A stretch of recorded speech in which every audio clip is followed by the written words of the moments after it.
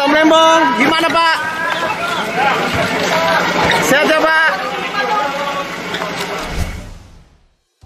Mantan Menteri Perdagangan Tom Lembong menjadi tersangka kasus dugaan korupsi impor gula yang ditangani Kejaksaan Agung atau Kejagung. Kejagung langsung menahan Tom Lembong di Rutan Salemba Cabang Kejaksaan Negeri Jakarta Selatan atau Jaksel. Memakai rompi merah muda dan tangan di borgol, Tom Lembong terlihat mencoba tenang dan hanya menebar senyum saat berjalan di tengah kerumunan wartawan. Penahanan Tom Lembong membuat tak sedikit pihak yang menilai jika upaya tersebut bernuansa politis. Alasannya karena perkara tersebut baru ditangani setelah 9 tahun berlalu. Adakah hal tersebut berkaitan dengan berakhirnya kekuasaan mantan Presiden Joko Widodo hingga terkait dengan mantan Capres Anies Baswedan? Pria dengan nama Thomas Trikasih Lembong ini adalah pembantu Presiden Jokowi di awal periode pertama.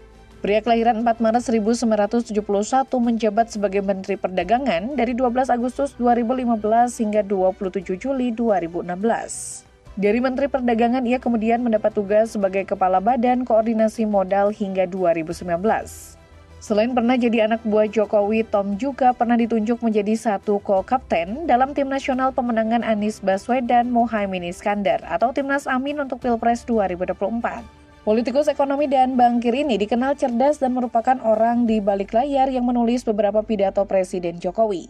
Salah satunya adalah pidato Game of Thrones pada pertemuan IMF Bank Dunia di Bali pada tahun 2018 dan pidato Thanos di Forum Ekonomi Dunia. Tom pula yang menyiapkan materi debat Capres-Cawapres nomor urut 1 Anies Mohaimin selama rangkaian debat Pilpres 2024. Sebelumnya pada Agustus 2021, Gubernur saat itu Anies Baswedan menunjuk Tom sebagai Ketua Dewan PT Jaya Ancol. Tom menempuh kuliah dalam bidang arsitektur dan perancangan kota di Universitas Harvard Amerika Serikat dan selesai tahun 1994. Tom memulai karirnya pada tahun 1995 dengan bekerja di divisi ekuitas Morgan Stanley, Singapura. Tom juga pernah bekerja sebagai bankir investasi di Deutsche Securities Indonesia. Tom menikah dengan Francisca Wiharja di tahun 2002 dan dikaruniai 2 anak.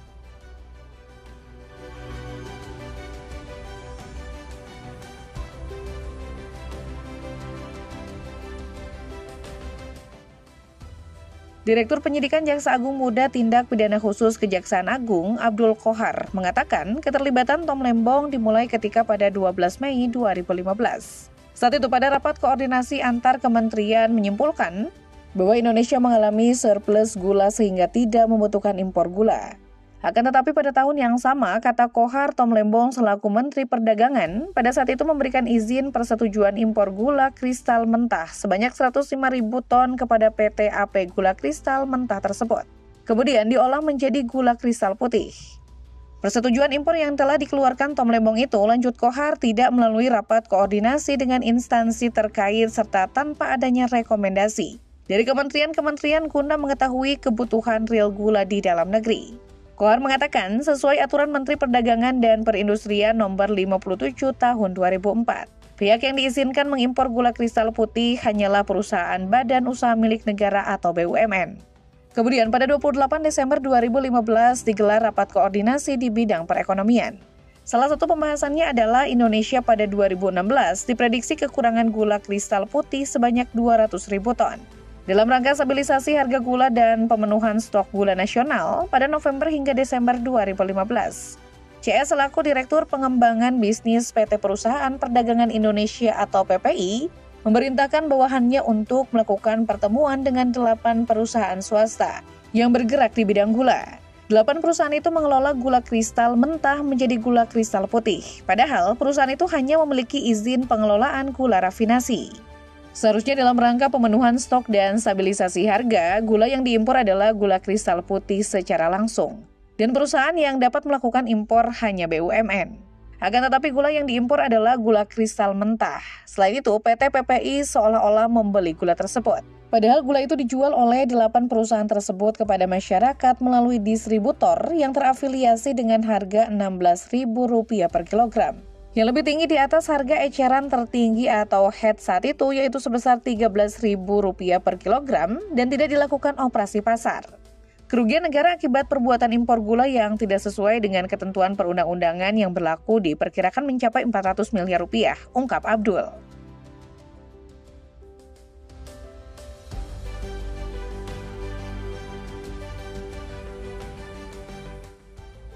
Penahanan Tom Lembong yang terkesan mendadak setelah kasusnya terjadi 9 tahun lalu membuat banyak pihak menilai kasus ini syarat muatan politik.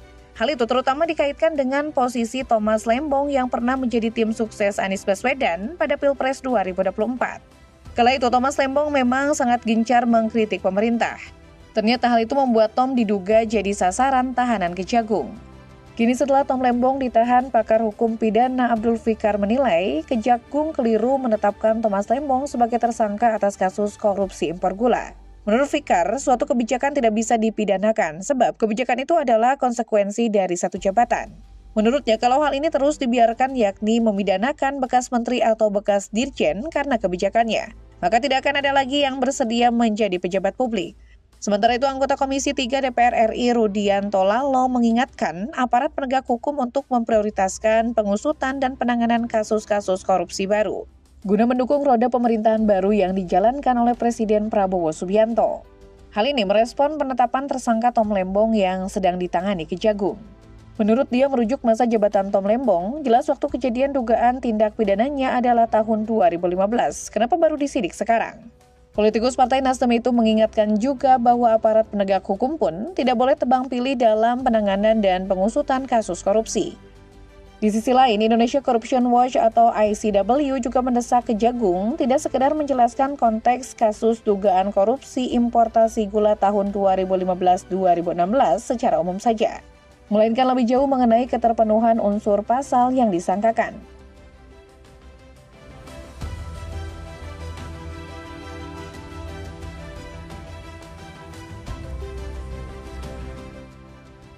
Mendapat tudingan kasus Tom Lembong terkesan adalah pesanan, Kejagung menampiknya. Pihaknya mengaku tidak ada unsur politisasi dalam penetapan tersangka Tom Lembong.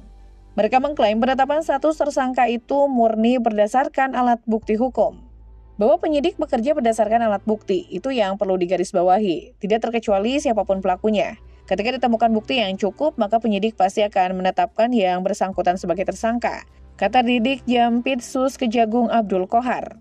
Menurut Kejagung, kasus ini sudah diusut sejak Oktober 2023 atau sebelum pemilu presiden 2024. Kasus tersebut bisa naik ke tingkat penyidikan setelah memeriksa 90 saksi. Di tempat yang sama, Kapus Penkum, Kejagung Harli Siregar juga menegaskan tidak ada unsur politisasi dalam penetapan status tersangka Tom Lembong.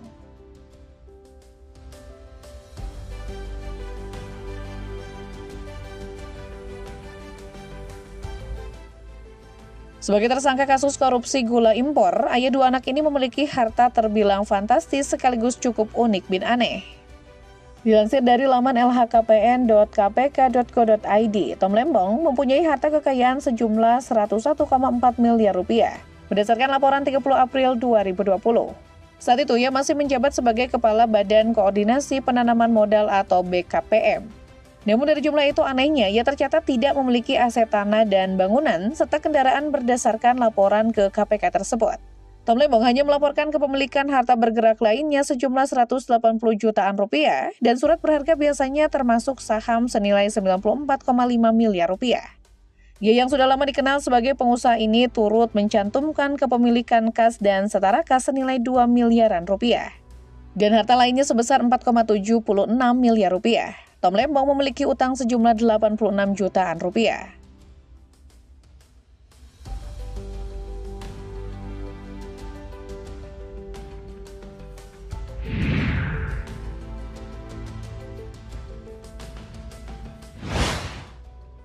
Mantan calon presiden nomor urut 1 Anies Baswedan memberikan tanggapan setelah Tom Lembong ditetapkan sebagai tersangka oleh Kejagung.